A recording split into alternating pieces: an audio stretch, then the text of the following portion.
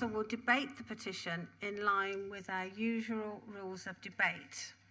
So I'm going to start off with Mr. Thomas, who's going to introduce the petition. And I'm just going to let people know that after that, before Councillor Dream proposes the council response, I am going to have a 15 minutes adjournment to make sure that everybody has a copy of the response and also can take on board what Mr. Thomas is saying when he puts his petition forwards. So, has everybody got that? Good. Lord Mayor, sorry, so yes, is that Councillor after the recommendation's been moved, so we know what we're needing to consider? I'm going to do it. So Mr. Thomas is going to put his petition forward and have the 5 minutes. We're then going to have an adjournment for 15 minutes because you will have then a copy of the council's response so that everybody is cited of it. So when Councillor Dream comes in to do the council's response to the petition, all members will have sight of what that response is. So I'm trying to make sure that everybody knows what's being discussed at any one point. Okay? Thank you. So, Mr. Thomas. Thank you, Lord Mayor.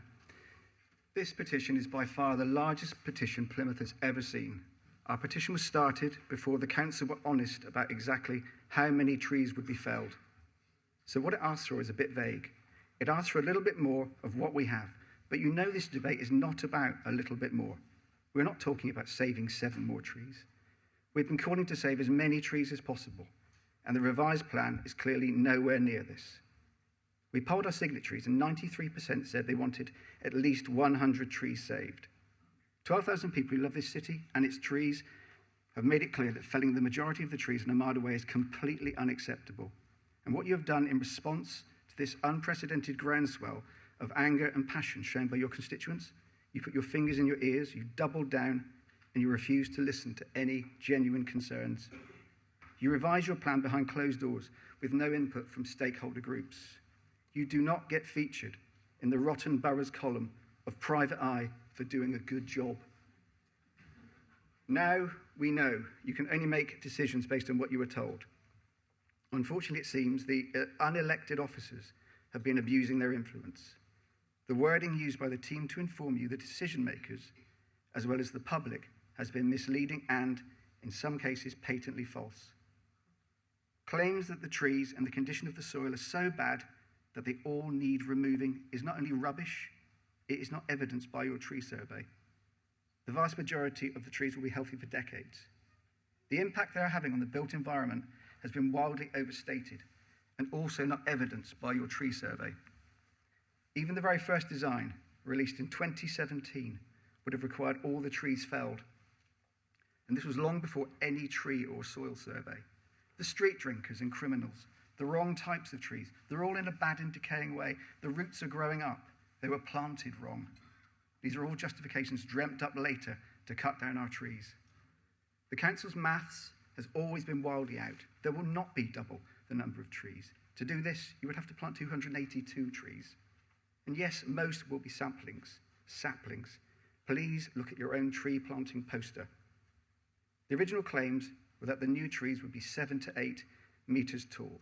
The latest we've been told is 5 to 8 metres. It seems us men often have problems calculating length.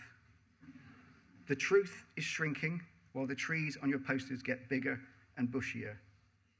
The public consultation was beyond inadequate. It was years ago and made no mention any trees would be felled, let alone the vast majority of them.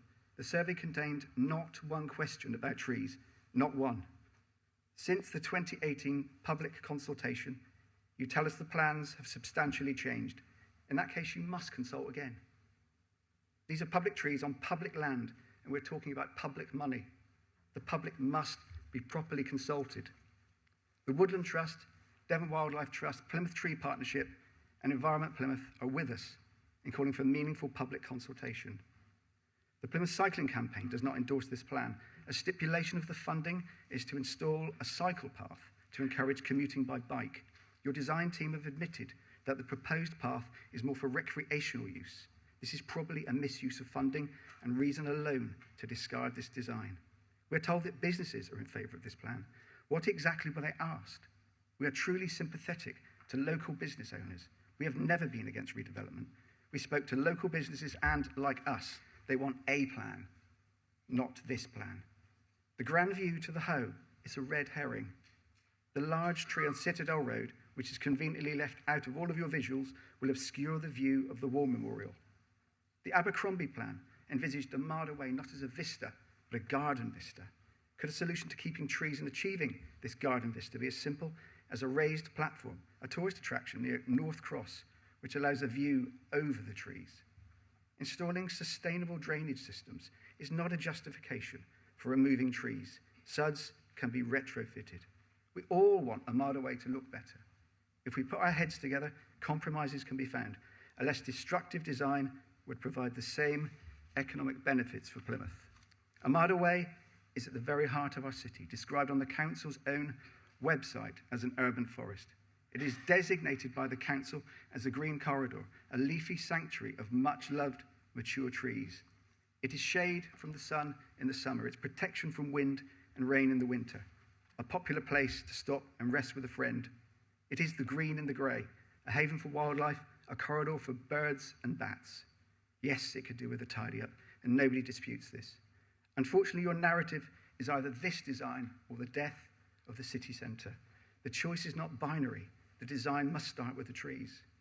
Let's make a Marder Way look great, but stay green. Please listen to the people of Plymouth and save our beloved trees. Thank you.